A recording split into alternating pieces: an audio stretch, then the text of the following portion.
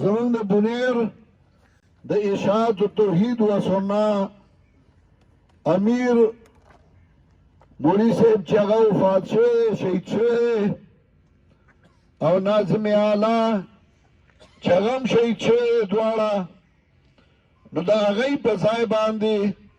زه د امیر او د ناظم اعلی اعلان کوم زمونږ د اشاعت توحید و سنت ضلع بونیر دپاره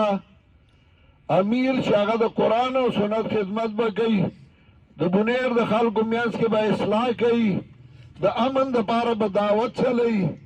د توحید او سنت کار به کوي د هغې دپاره د امیر اعلان زه کوم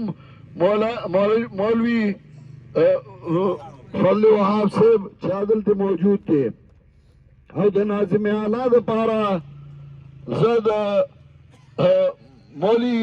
اقبال حسین چې هغه مولوي صاحب شهید شوي رور دی هغه به ناظم اعلی او د دې بونیر د خلکو به خدمت کوي د قرآن او د سنت په رڼا کې ستاسو اصلاح به کوي ستاسو منځ کې به د امن کوشش کوي او د دې ملک دپاره به